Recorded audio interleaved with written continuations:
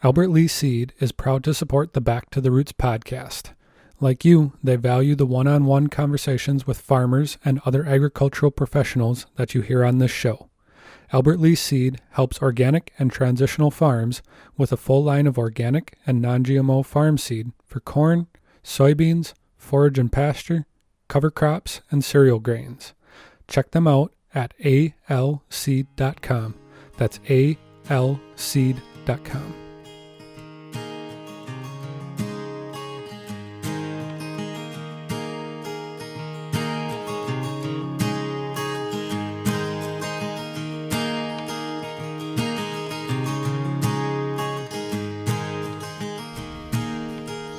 You're listening to Back to the Roots podcast. I'm Mike Kline, and along with Brian Wood today, we are sitting down with our first episode guest, David Kline, writer, naturalist, and farmer here in Ohio, and just happens to be my dad. Today we want to sit down, and it's kind of a celebration, I guess, of going back to a guest that we had on prior. But today we're not going to be talking about the Amish like we did on the first one. Today we want to go more into the naturalist world and the environmentalist world, the writing and what inspired him to farm in harmony with nature, and really go down that path, kind of what led him into, raising us kids with the love of nature. So thank you so much for joining us, Dad. And can you just kind of start a little bit early on, what got you so interested in nature? Well, thanks for that nice introduction, Mike.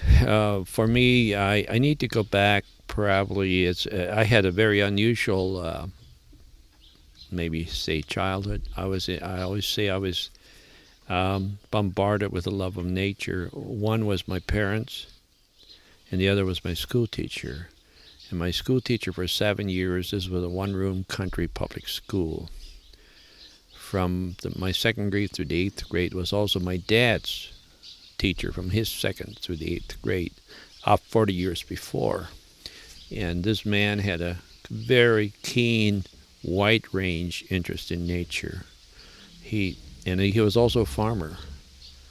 So he would actually, after his death, I read his diaries, and in the mid-1960s, he said he loved to fish local streams for bass and suckers, and he went to Lake Erie, and he said, he wrote in, this was I think in 1964, he said, I caught my first fish with a rod and reel. He always used cane poles in the creek. And he also said, I caught my first fish with an artificial lure. And then he added, I'm glad I didn't know this place existed beforehand, or I would have been tempted to come up here. But he probably saw more locally in this community. And we live in an interesting area here. I always say where east meets west. We have in the Allegheny Highlands here, somewhat they call the north central highlands of Ohio, the northeast central, I might say. Where the east, the flora and the fauna of the east meets the west. And from here, we can go up to Worcester, 20 miles away, and practically travel through flatlands all the way to the Rockies. And we can go east here through hill country all the way to the coastal plain. So it's a very interesting area. And Mr. Cirker, who was my teacher, saw everything here. And he had as I said, he had a broad range, not only the birds that inhabit our farms, but everything from the insects, the praying mantis, the butterflies, the trees. We learned all the trees by looking at the bark. And of course, my dad knew that too. So we had the oaks. There was the red oak, the black oak, the white oak, the bur oak, the scarlet oak, the pin oak, the shingle oak, all those we knew. And it's maybe I'm unusual in a way, but I think Henry Thoreau wrote or said that you have to see before you can say. And he picked that up from Gilbert White back in the 1700s, I think. Was it Shelburne or Selburne in England, where you said you have to see before you can say, and they may maybe own writing. But if you know the name of a critter, be it insect or bird or tree or flower, just fern, anything. If for me, knowing the name just made it more interesting. And also, that would be also very beneficial in farming. You know your weeds. For 50-some years, I've pulled weeds, invasive weeds. For instance, velvet leaf. If I'd see a velvet leaf on the farm, I'd pull it. And as of today, we have no velvet leaf. It's the old saying is 1 year's seeds is 7-year weeds. So, as a farmer, I think farming and nature is just, they go together so well. I remember when Mike was a little boy, we were plowing. He was sitting on the riding plow, and I was ahead walking with the plow. And of course, we were plowing with horses, and all you really heard was the creak of the harness and the jangle of the chains where they were hooked up. And then Michael said, "Dad, meadowlark!" We saw the spring's first meadowlarks go past, and it's small things like that just add so much to farming. You hear the first spring peeper after a long winter. It's just so beautiful. The first flowers, like the hepatica, the trailing arbutus. It's just so nice to see those first things in the spring. So that's we have. Excuse me. We have, and of course now going back to my childhood, we had an excellent field guide called. This was the Audubon Field Guide to Birds, and even our school teacher was impressed with our field guide. And I know why my parents had that, but they also had a book written by Jack Miner from Canada, and he had a sanctuary for Canada geese called Jack, and the book was Jack Miner and the Birds. I probably read that 20 times. And so it was very important that my parents had good books. My parents were readers. I remember they got Life magazine, and when the Beatles came, I think to the Ed Sullivan Show, they were on the cover of Life magazine, and we just laughed and laughed and laughed at their long hair. And it wasn't long before everybody had long hair. So life is interesting here on the farm. And then, of course, with Mike and then our family, we live here on the whole farm. We look back, and my wife and I tell each other, I said, when we were married 50 years, I told my wife, you could have done better. Well, she said, at least it wasn't boring. So we've had a very interesting life, and with our 5 children, we really had a great life here on the farm. And of course, we had the creek flowing through the farm. I said every child should have a creek flowing through its life, and there's just so much life in the creek. And actually, the other day, down a I saw the huge snapping turtle. I tried to measure with a yardstick. I couldn't read the numbers on it, but it was 16. The shell was 16 inches long and 12.5 inches wide, and its head was like like a softball, and its feet were like my hands. And it crawled out of his little pool up on the bank, probably to lay eggs. And so I got him on the gator, and we went down and looked at that turtle. I said, "No," I told him, "that monster's living in your pool." And he just couldn't believe that. So I'll stop here, and I'll let you ask questions, because I'll just ramble on and on. Well, I think that's one thing that's missing significantly in today's culture, and I don't want to rant too much on that side of things, but I just at home, I got a 3-year-old son, and being at home here lately, we had, it was a cool spring, and the Orioles started coming around, and with the cool spring they really hit the feeder, and there was probably 8 at a time, and a 3-year-old, the attention span of a 3-year-old, to get them quiet for 5 minutes is a miracle, let alone 25 minutes sitting at a feeder or sitting in the window watching the bird feeder and telling me all the different kinds of birds.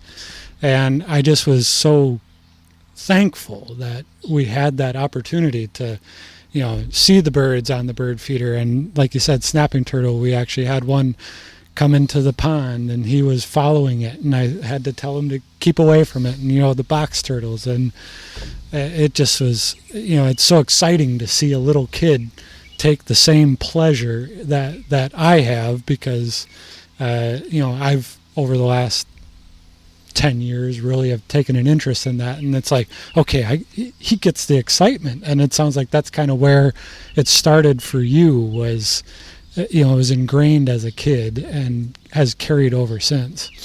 And with your son seeing the Baltimore Orioles so close up, there are very few birds more brilliant, blood dark and rich orange yellow. And along with the rose-breasted grosbeaks coming to the feeder, there's so much to see. As I said, my school teacher, he never saw the Grand Canyon, he never saw the Atlantic, he never saw an ocean. But he lived into his low 80s, and he lived a full life. There's so much. I think Rachel Carson wrote it, that sense of wonder. And your son, it's very evident there.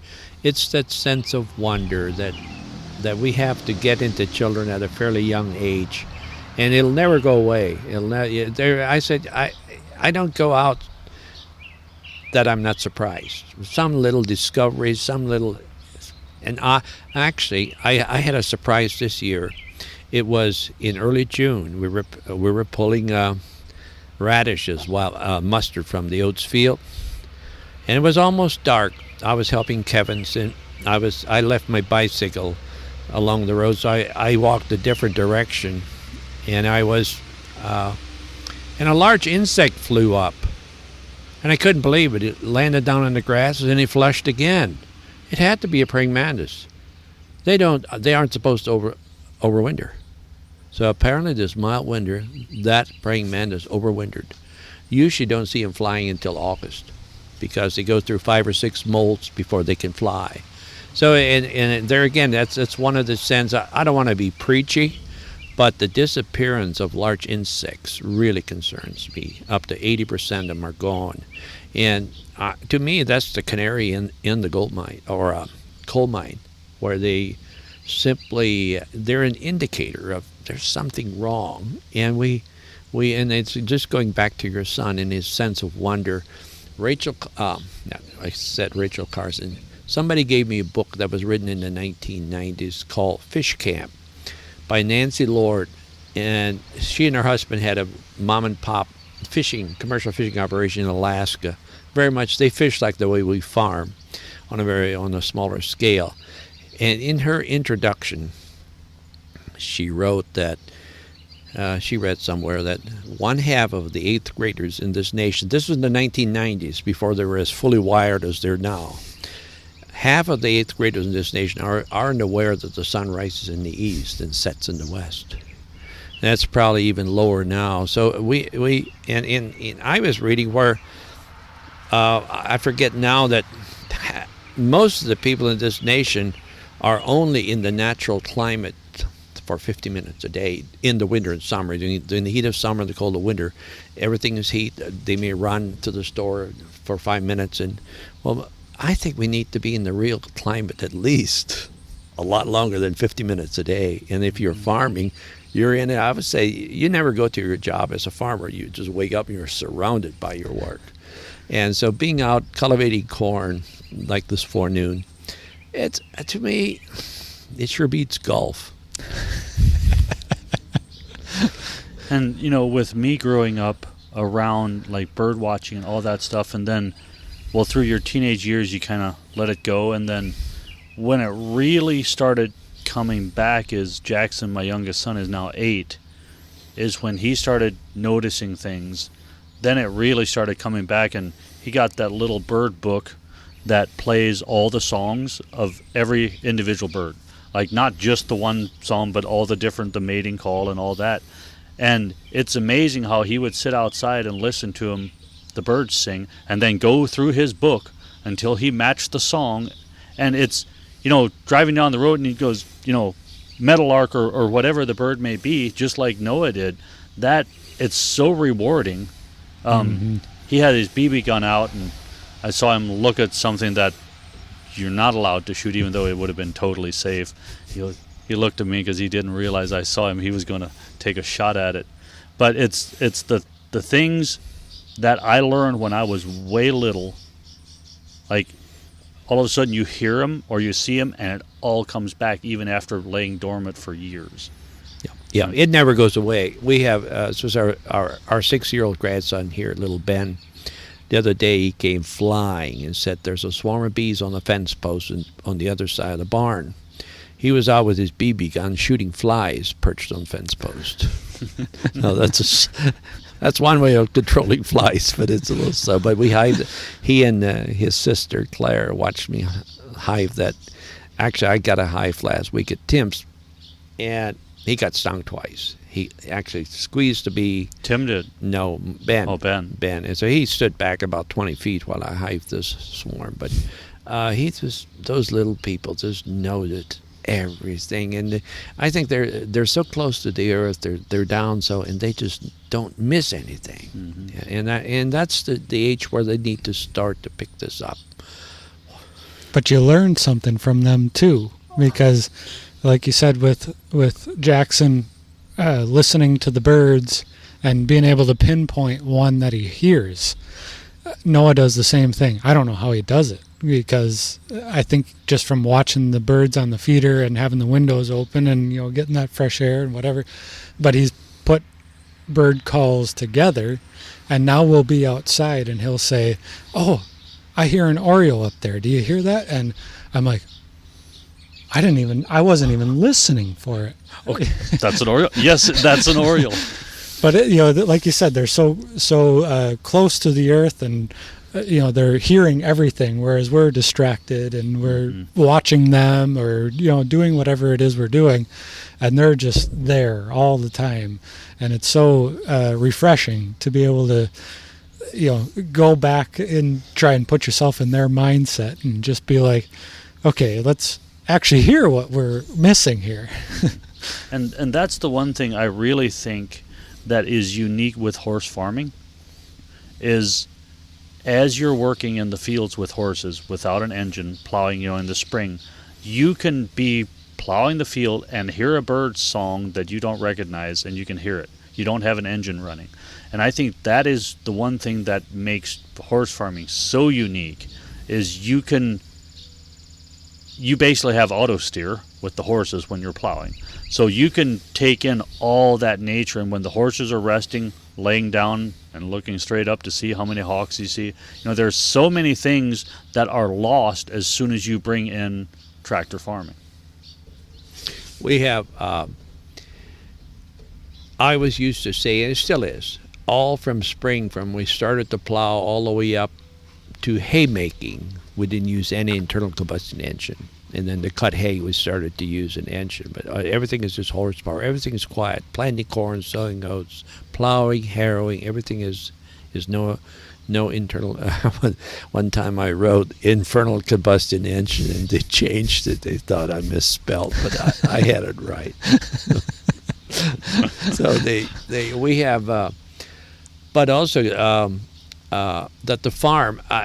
If you look at the farm as a place where we live, instead of merely residing and trying to make a profit, the farm is where we live. And actually, years ago, this was a long time ago, Successful Farming had in their editorial that the farmer should help the wife. There's a mud dauber there on the wall. They make their nest, those long mud tubes next to each other, and then they play a song, a high-frequency song that tempers the mud and makes it harden. What? Yeah, that's what I hear. Wow. Yeah. What is the actual name of that? They're mud daubers. Mud daubers. But we just call them like the mud wasp. Mud wasps. Okay. We call them those blue ones. Yeah, they don't sting. They can sting, but they're not aggressive at all. Okay. But just going back to where... to the Successful Farming editorial said, encourage the husbands to garden with their wives if they do have a garden, so they have contact with the soil. I remember one time, about the only time that Mike and his brother Tim and I plowed together back there, and it was in April. It was warm. I had the walking plow. We had 2 walking plows and 1 riding plow. 3 teams, and I removed my boots and went barefooted in April, and the soil was still like 32 degrees, it seemed. It was like walking on ice cubes, but it was a new experience.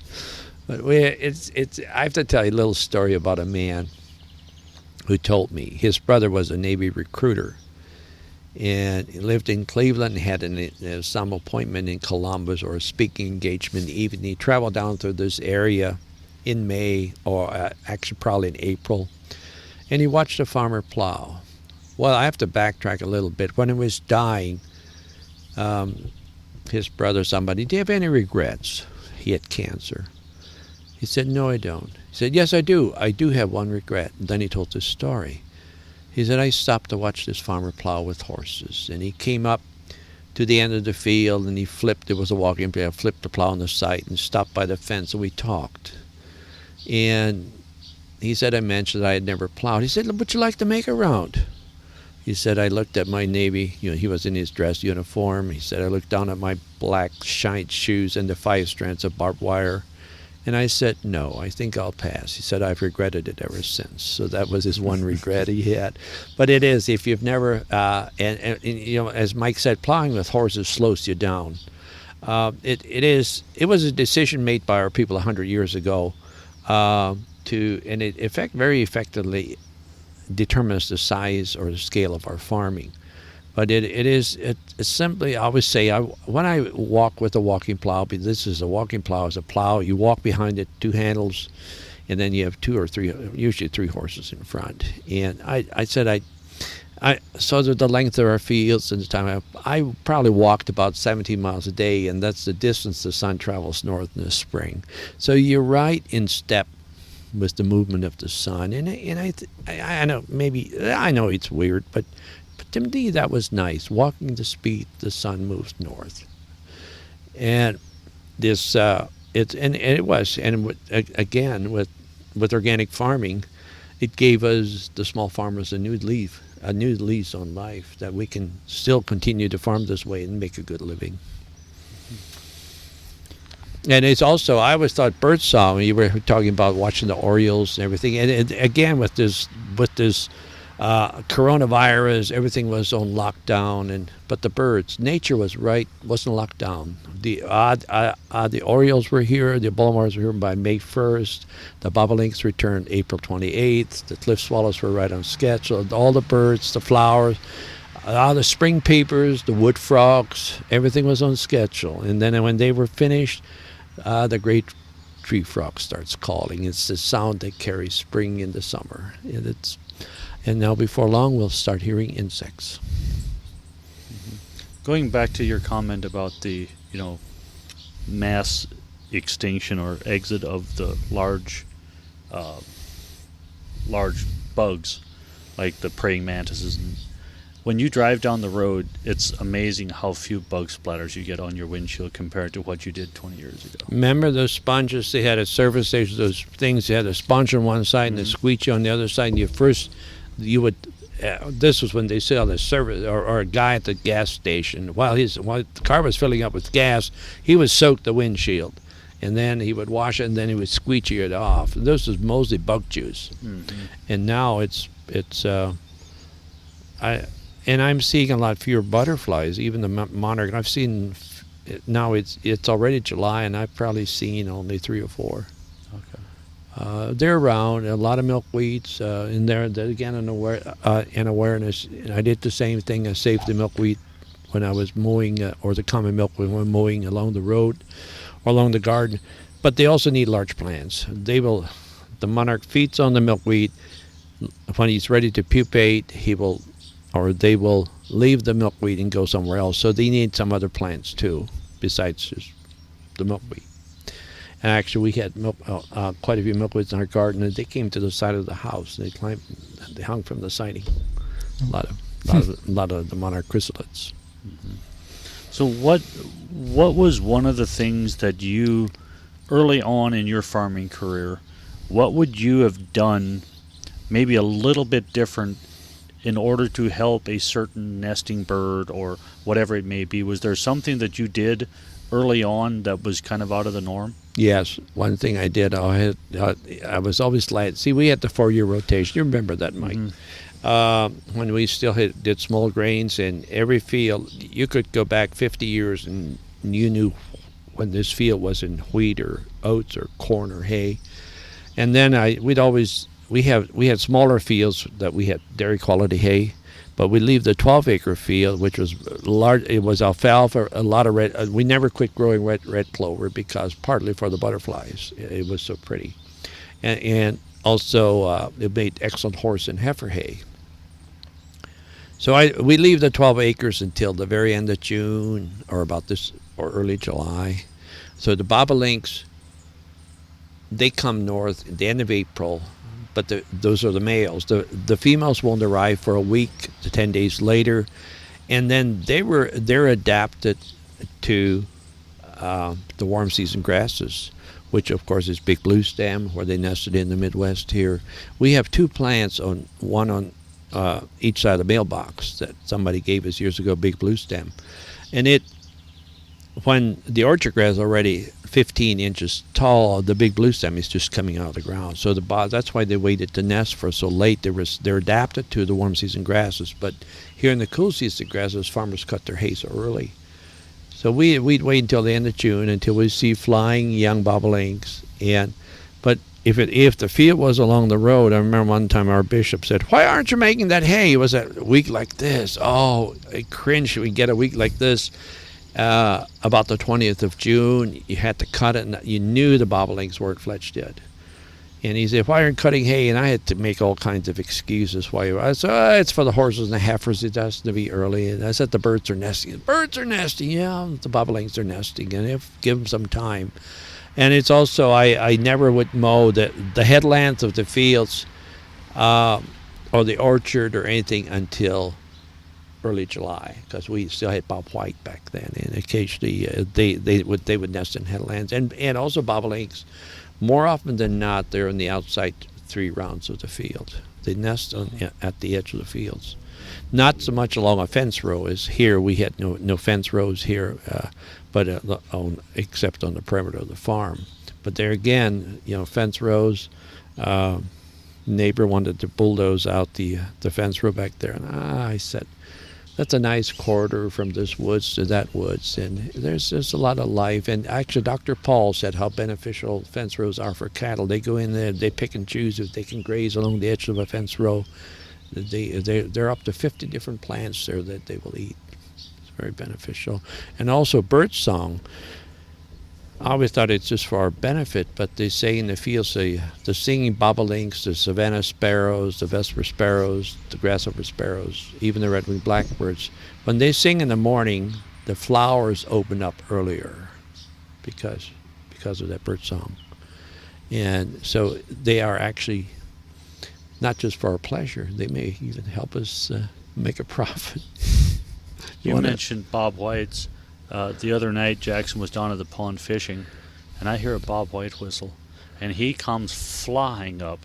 "Did you hear the bobwhite?" So there were 2 of them whistling back and forth. Oh. I haven't heard it in probably 10 years. So I don't know, did somebody release some or what it was, but sounded beautiful again. Oh, it is. We had our last cubby here hatch in 2002, and we had a large potato patch because Ann and Kevin were getting married that September.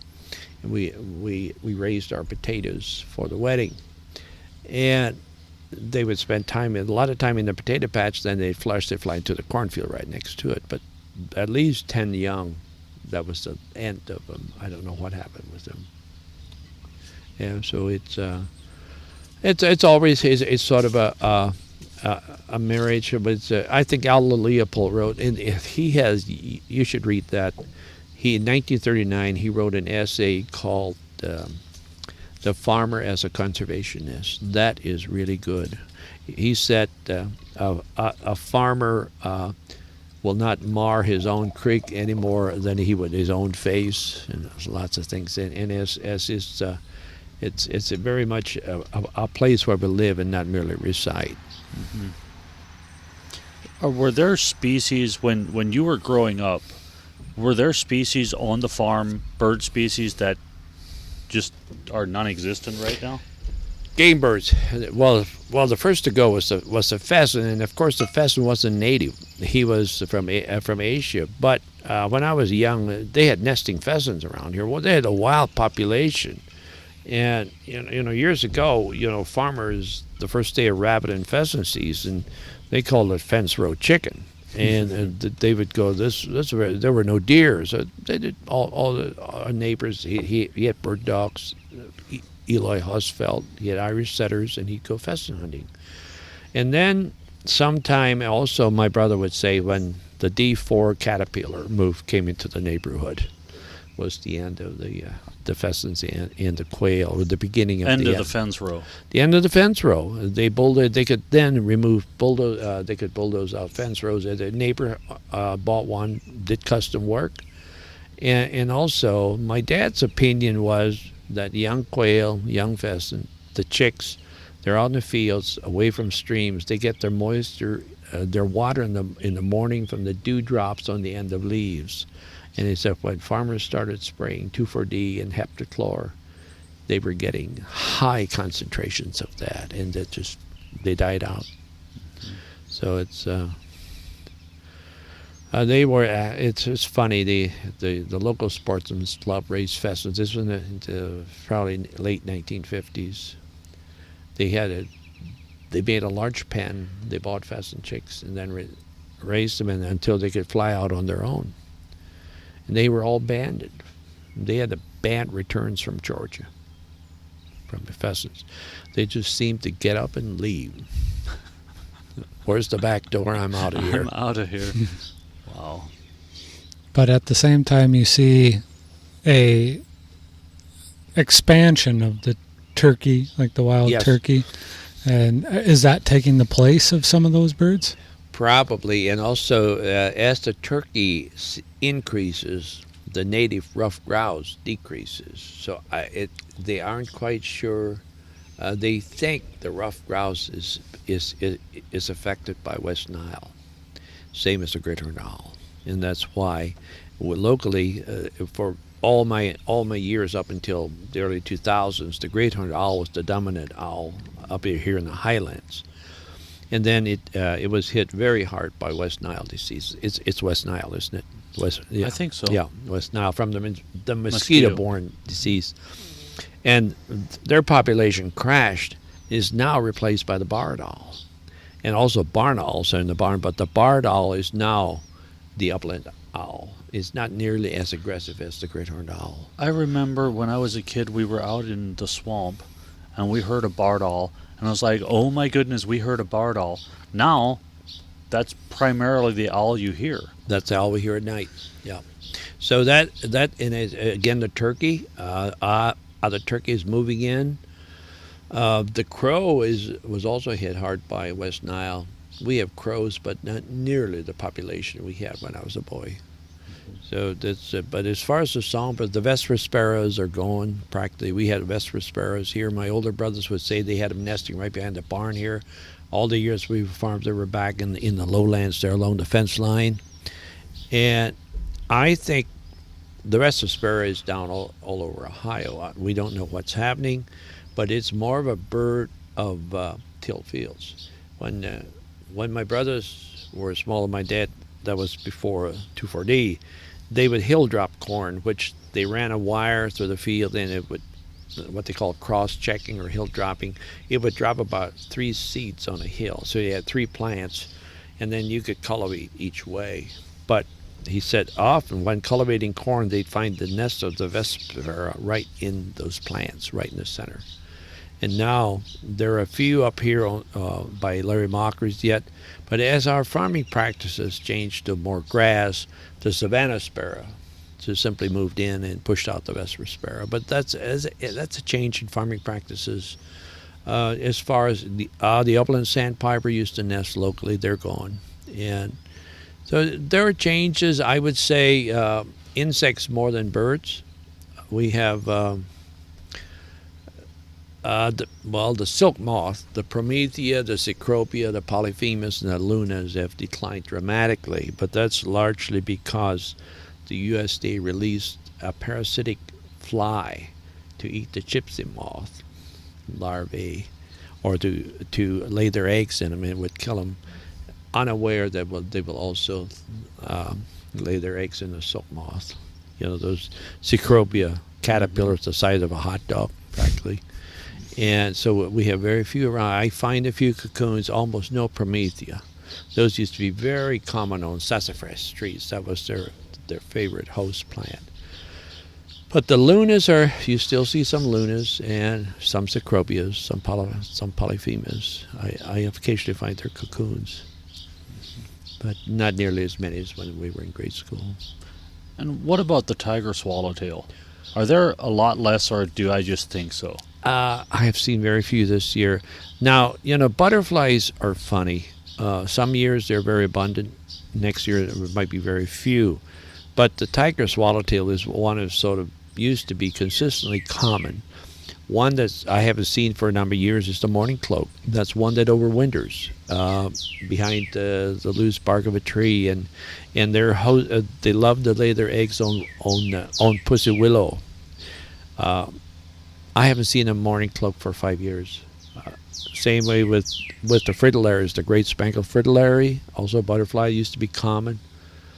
I see none. Things are really bad as far as the larger insects. This includes butterflies, the moth, anything, praying mantis. It's very hard. Their egg clusters used to be common. Now, in Worcester, Tony Biggio brought me a bunch of about 40 of the praying mantis egg clusters. He has one field there that they're very common. So it's I don't know. As I said, I think it's the canary in the coal mine. And I don't know why. Is it has to do with wireless technology? The decline started about 25 years ago, just when GMO crops really started coming in. And is there a correlation with the newer family of those neonicotinoid insecticides? There's something wrong. There's something happening, and I think it's human caused, but nobody. They've been doing these studies over in Krefeld, Germany, for like 30 years. They put a net above cars, and they drive certain distances every year, and all that net catches goes into a little container. And there's a really good article in National Geographic on it, and it's kind of interesting. Krefeld, Germany was the home where the first Mennonites came to the United States. Really? That's where the Custer family came from, George Armstrong. We don't have to mention that he was a Mennonite. What is that, about an hour south of here where Custer's from? He was New Romley, Caddis down there, and then they moved to Michigan.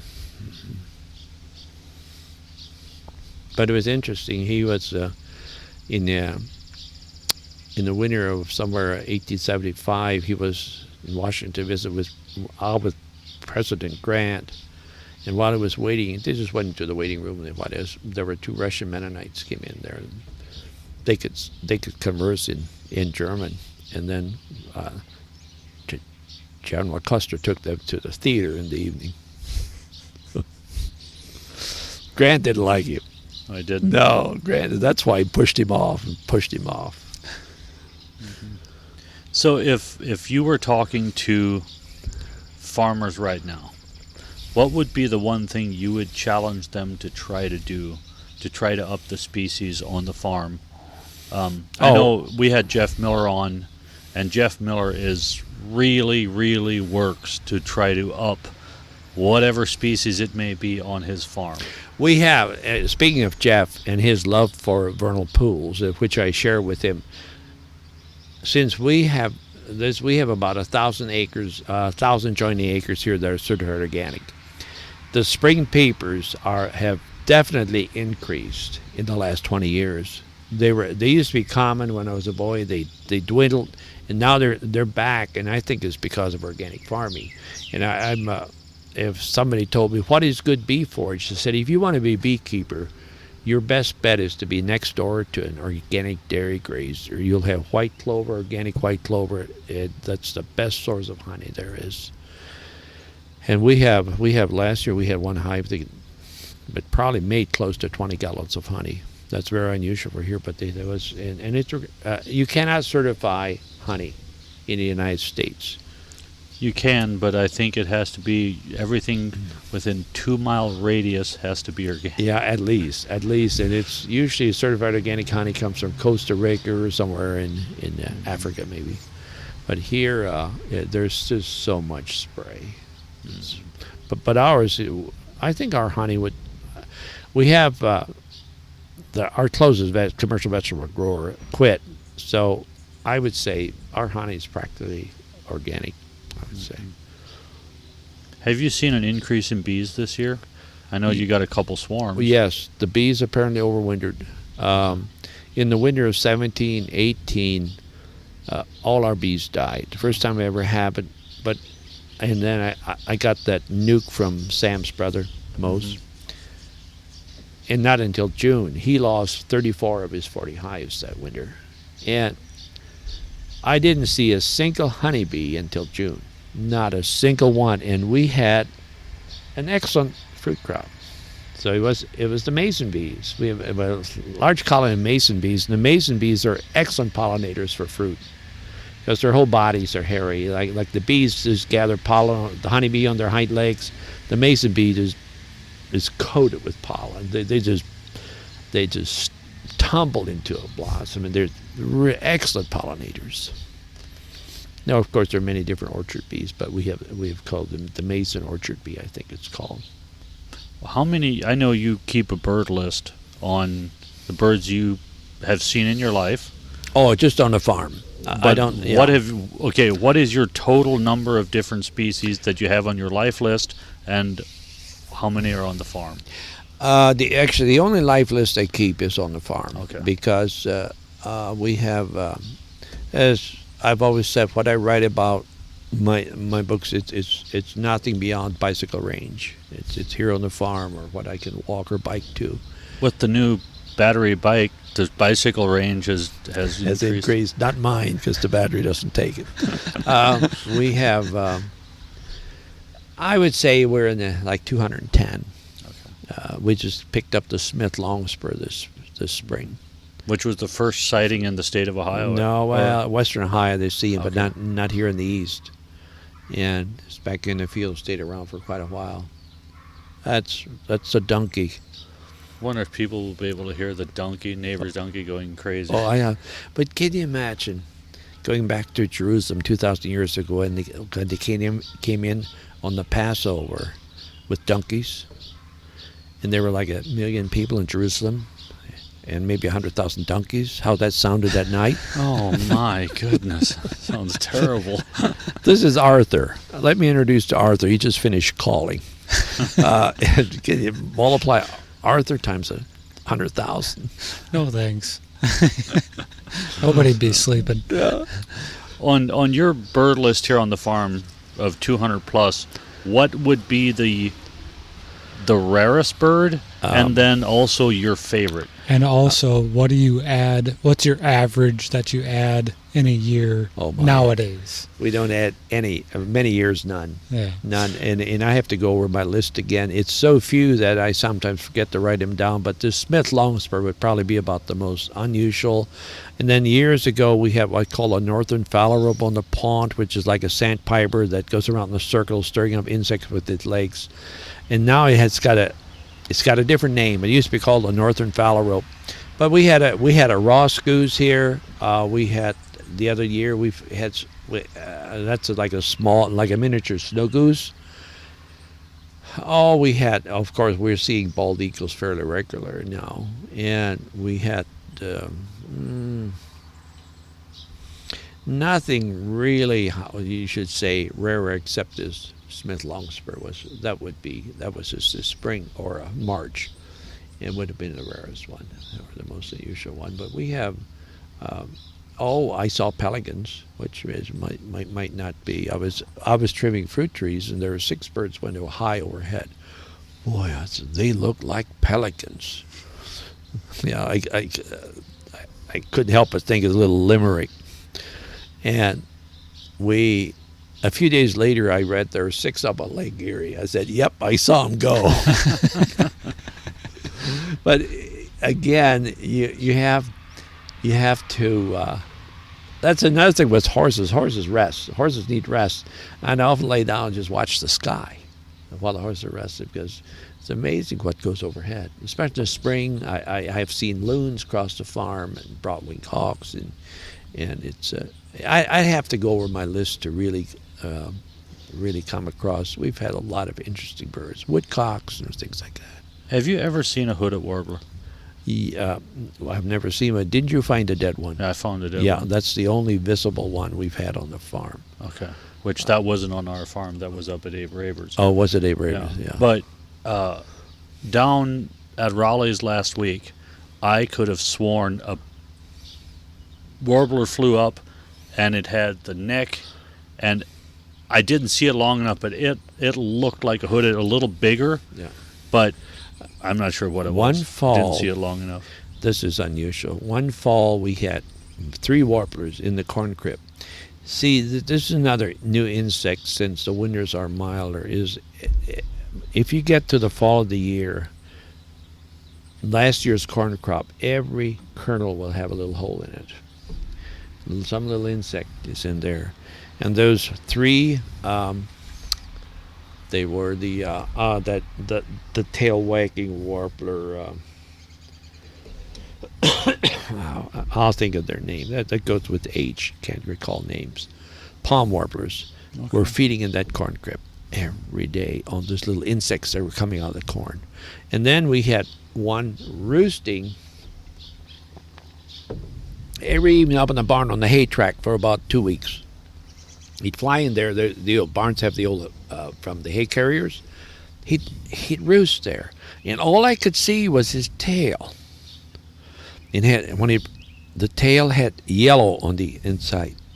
And then I was somewhere where a guy showed pictures on warblers, and that was a hooded warbler, immature hooded warbler, from the tail pattern. There on the hay track. No kidding. It's the only. I at the time, I couldn't tell because he came in there and I just saw his belly, and I didn't. Well, I would have just left him. But why he came into the barn and roosted on a hay track, a warbler during migration in the fall.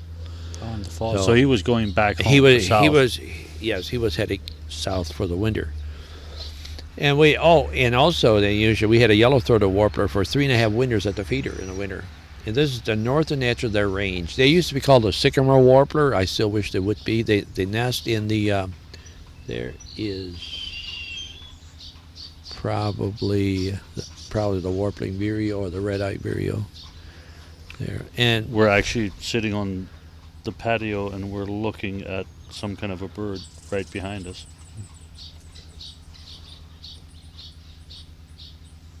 Is that a little wren? Or no? That's a chipping sparrow.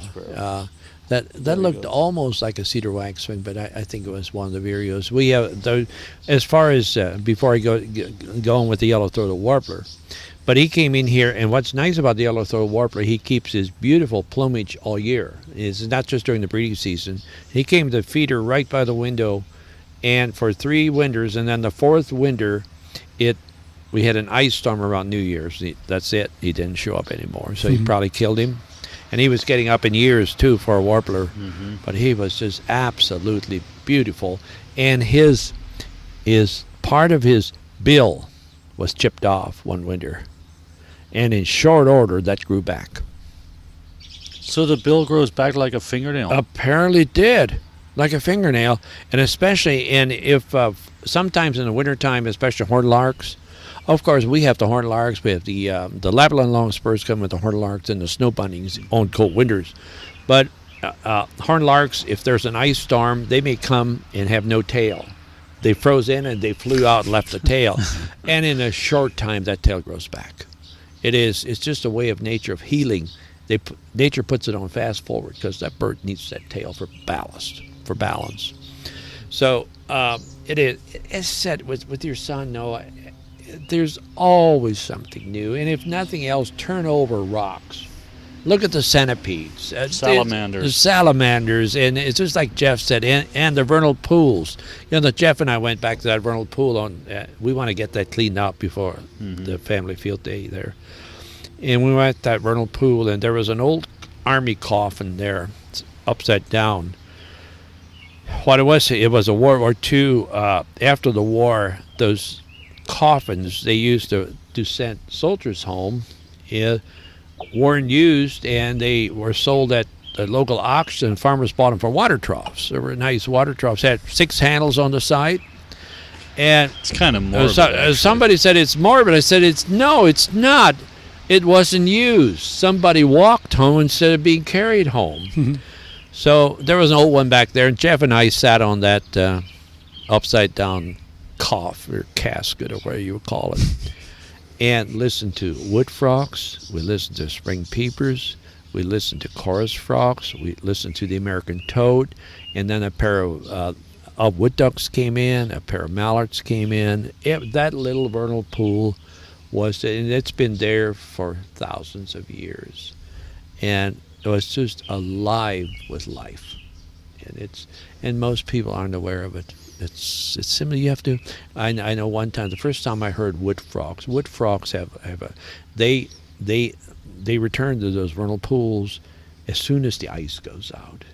And I was walking, and it happened to be a lunar eclipse yet. I was halfway back. I looked at the moon, and then I walked back, and I listened to the spring peepers, and all of a sudden there was a duck, duck, duck, duck, duck, duck, duck, duck, duck, duck, duck. I said, what in the world is that? It was the wood frog, the most unusual. One calls, and they all start calling. Very funny, and it's those vernal pools are just full of life. It's just squirming with life. So the definition of a vernal pool is something that holds water, but not all year, right? Now this one has all year, but it's crucial is no fish. Mm-hmm. No fish in it, because that's why Tim and Katie built their farm pond. Then above that they built a little pond to catch the sediment. Has no fish in the little one, just full of frogs and tadpoles, and so fish are great predators. And so if you really want a very good vernal pool, have no fish in it. Because Jeff made a vernal pool from the runoff at his farm, and below his pond he created a series of vernal pools. And he said if he did his research right, within 1 year, he will double the species of different species on his farm, just because of what a vernal pool brings. He said with water being in there all year, you won't get the salamanders. They need a dry part of the year, and then when it rains, the water will be there. And he got me all fired up about learning more about it, and it's really that one you're talking about, that's been there, but that water, that never dries up, does it? It doesn't. It doesn't dry up, and what was really sort of sad is it was encircled by large pin oaks, and they took out all the pin oaks. Now the sun hits it. It was like in the shade all the time.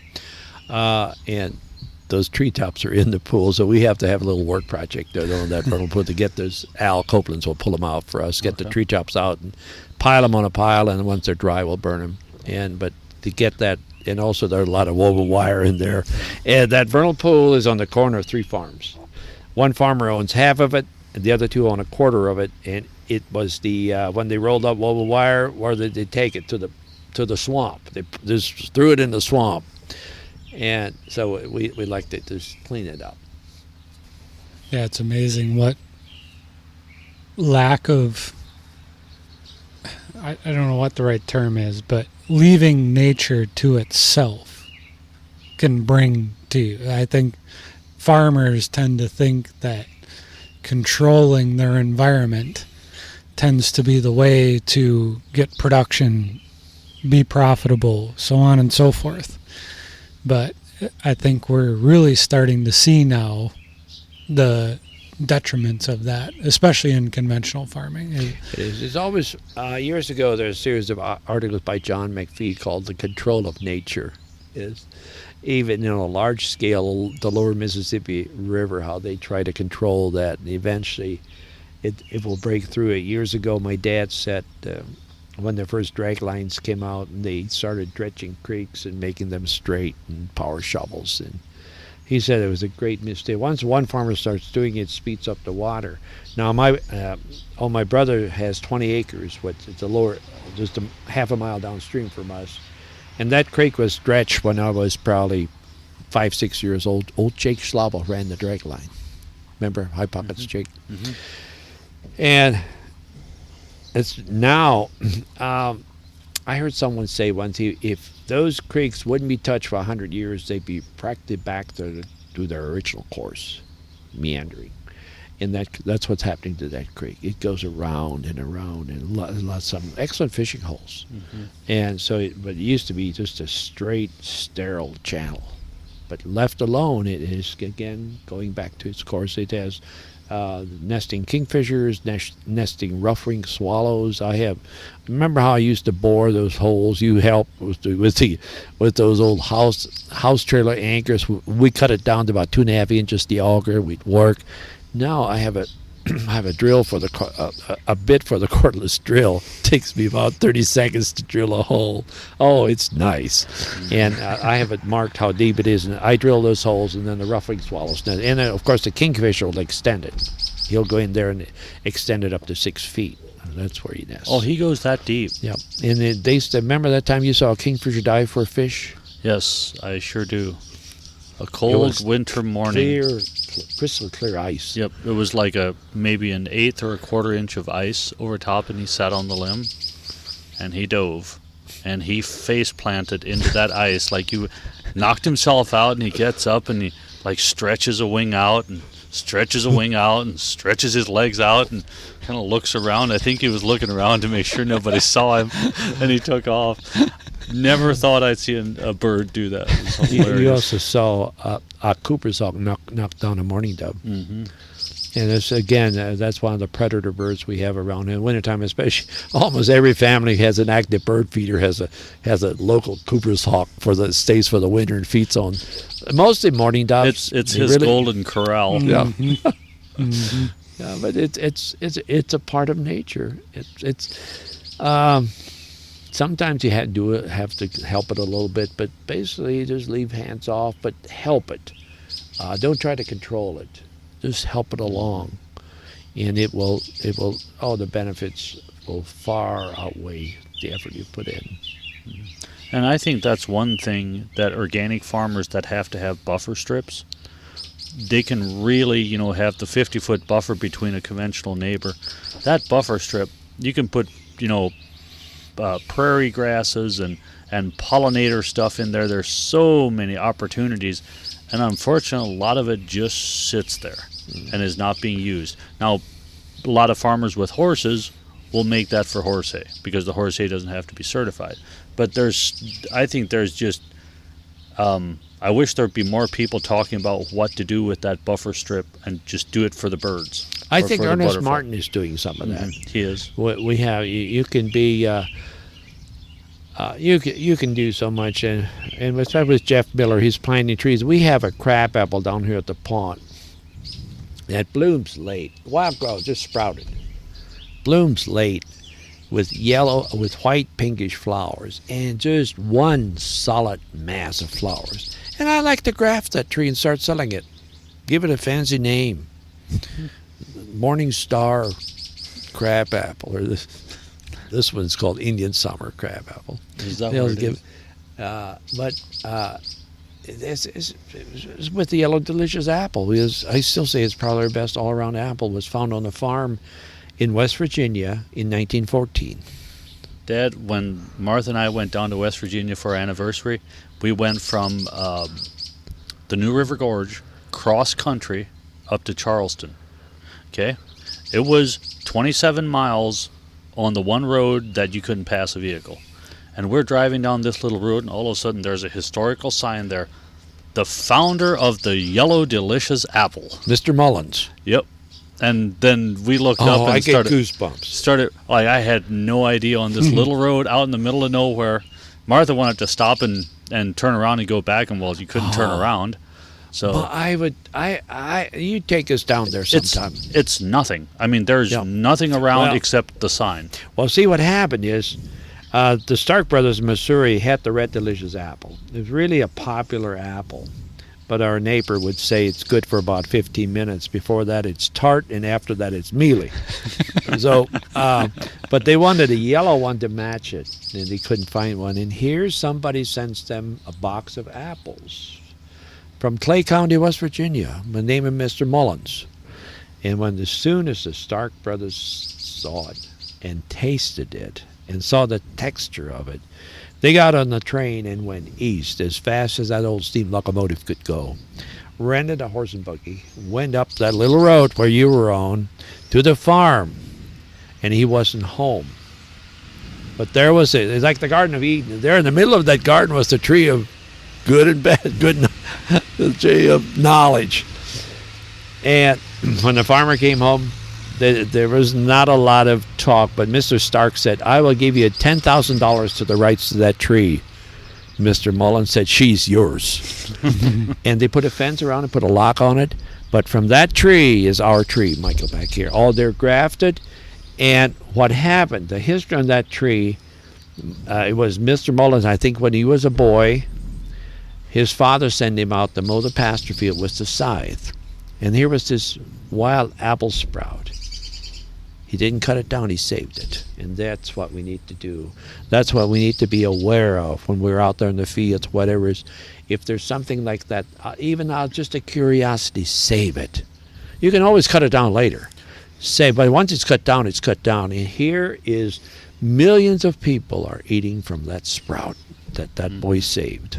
So that is, to me, if I would have been you, I would have followed that marker to wherever it led to see that little farm for the yellow delicious apple. There was a gate over the driveway right beside the sign, so you couldn't the only thing you could do is look at the sign. You would probably have to get permission from somebody. That is Clay County's claim to fame. But most of the mailboxes in that area had the last name Mullins. Really, really. Oh boy, good for them.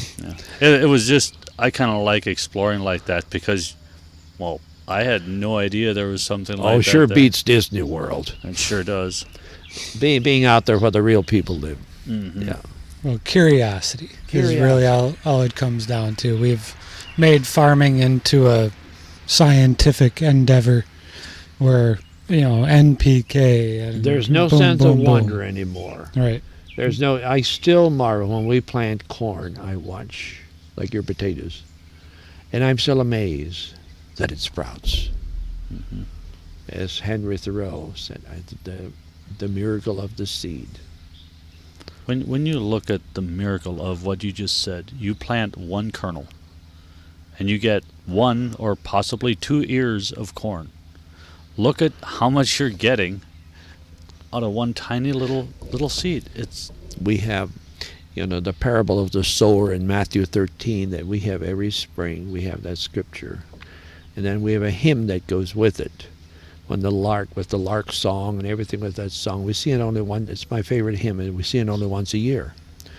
But that, where it said, some planted, they had 100-fold increase. Some had a 60-fold increase. Some had 30. Well, you plant a bushel of corn. A bushel of corn will plant 3 acres. You can get 600 bushels from that, 3 acres. If it's a good year. 1 bushel bringing 600 bushel, that's absolutely amazing. Potatoes, you plant 1 potato and you might get 6 or 8. But corn, it's really amazing. And I plant 1 potato and I'm hoping to get 1. Well, this guy, the story of this guy planted potatoes, he got the same amount that he planted. He said at least they were fresh. That's what you call an optimist. But back to my son again. We plant a garden every year, and I started seeds, and like you said, you take that little seed, and I had him help me. I was having him put the seeds in the soil as I was getting it wet and everything when we were starting tomatoes and peppers and everything. And every single day he would ask, so where are the tomatoes? Where are the tomatoes? And now he's actually, we don't have tomatoes yet, but he's actually getting to see that plant. And every day, like we go out in the garden, we pull a few weeds, but he gets the awe and wonderment of being able to see on the table. That little teeny tiny seed that he put in that little square of soil turn into 15 tomatoes in a good year, and turn it into sauce we'll use during the winter. And it just, you take that for granted. I think a lot of people take that for granted, even people that take the time to do that kind of thing, let alone the ones that don't. To actually step back and say, oh my goodness, like one kernel of corn turns into 200 bushels per acre. It's incredible. It is. It's incredible. Yeah. And the thing that I find fascinating is when it comes to keeping your plants healthy. If your plants are healthy enough, most of the bugs won't eat them. And it's like it's not a bug. Yeah, that was not a bug. It was a saw somewhere. I thought I had a bug buzzing in my headphones. But when you keep your plants healthy, how they're designed to be their own protector and defender, which we're trying a lot of different stuff with my potatoes this year, and it seems to be working, with putting a foliar mix with molasses on it for the potato beetle. And it actually, we foliared it, and what is the little one that eats the holes into the leaf? The flea beetle. Oh. The flea beetle takes a bite and he's done. So, and it's not a pet. You could drink it. It's like one of the local veterinarians one told me years ago. He says the unthrifty animal has the lice. Mm-hmm. Look at a herd of cows. The least healthy animal has more flies than any of the other animals, always, and she's always in the back of the herd. It's when I go out and look at cows, you don't have to wonder which cow has the most depleted immune system, because she'll be covered in flies. The healthiest cow will hardly have any. It's amazing what you pick up just by observing a little bit. Yeah. And I didn't grow up on a farm, but getting on farms and looking at animals and hearing people talk and learning from the knowledge of people like you, David. I was actually on a farm doing some animal care stuff, and we walked out amongst the heifers, and the guy had a bull, and I asked before we walked in, is there a bull in here? He said, yeah. And we got out there. I said, where's the bull? And he goes, oh, it's right there in front of you. I said, oh, man, that doesn't look... I went to pick out the bull. He said, I said, you should watch that bull and see how good he does, because, I've heard and seen that the more feminine, quote unquote, a bull looks, the less fertile he is. Wow. And the farmer calls me like 2 months later and goes, you know what? We had to get rid of that bull. None of our heifers got bred. Mm-hmm. I was like, I was shocked by that. Oh my goodness. Just that little bit of observation, and sometimes you feel like you're just talking out your butt, but it's they're in just seeing some of this stuff happen. I love the way Yogi Berra put it. You can observe a lot just by watching.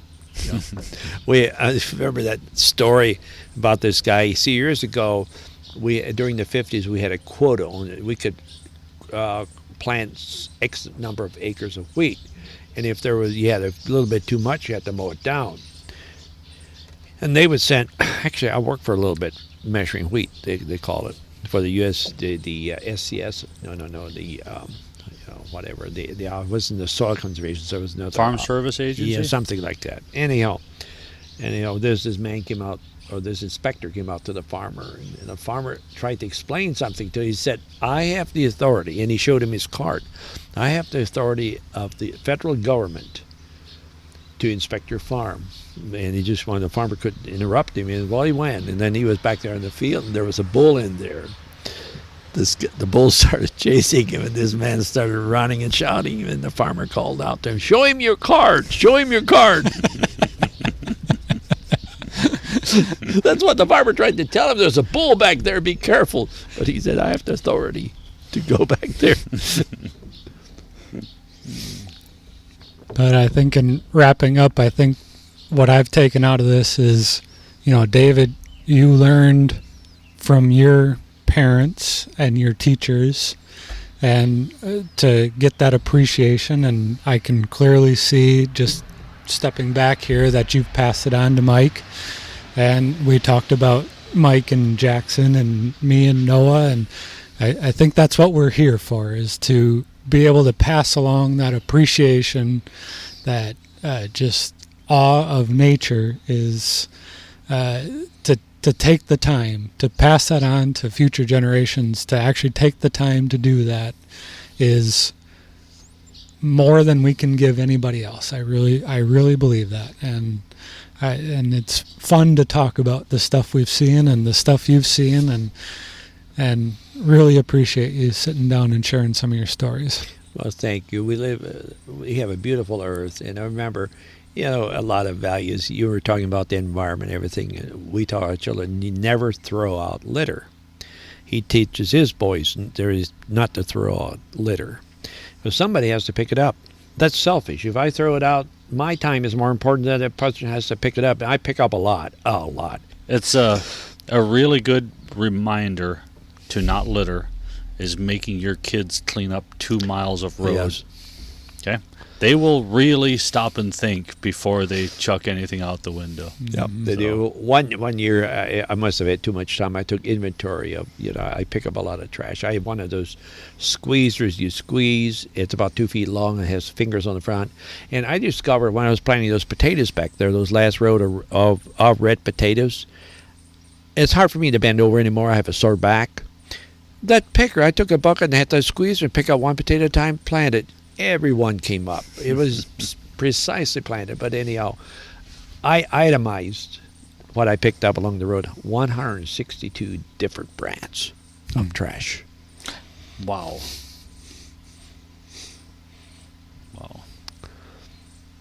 Says we are a wasteful society. But if we keep on teaching the next we generation are to making appreciate, progress. I think they'll appreciate it to not do that too. I should have given a lecture I did one time. We were picking up trash. The grandchildren and I were walking back here and picking up the trash, taking the bike cart and had a box on there. And when we came back, a neighbor had left a little bag of trash there with candy bars in it, specifically for us. She knew we'd pick it up because it was trash. So we came home, and one of the neighbor's schoolgirls were here, and so they shared a candy bar with her. She ate it and threw the trash away. I should have given her a lecture right there, but I didn't. Wow. We were rewarded for picking up trash, and then ended up trash. It's called job security. Yeah, I have job security. I see when I go down to Rollins, which is a mile and a half down there. Mm-hmm. I take that pincher along. I can pick up most of it from the tractor seat, and I just keep that road clean all the way from here to there. It's my little place on earth, and I want to make it as nice as possible. And there's one more thing we could do. I wish the townships wouldn't mow quite as far inland with their rotary mowers, just maybe too width. And there's so much life there, which they just shred everything down to the ground. Mm-hmm. A lot of pollinators are in there. Mm-hmm.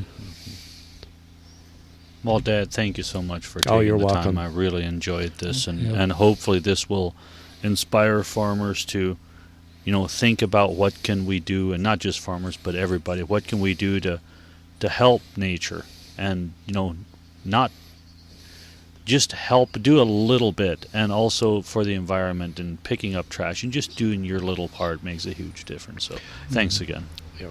You're welcome. And even being, for instance, when I bike, there's a woolly worm crossing the road in October. He's heading the wrong way. There's a lot of traffic. I pick him up and put him in the ditch. Come on, go that way, because he'll get smashed on the road. Mm-hmm. Even the smallest thing helps. Yeah. Yep. Thanks, Dad. Dave. Sure. Thanks for listening to another episode of Back to the Roots podcast, brought to you by Albert Lee C.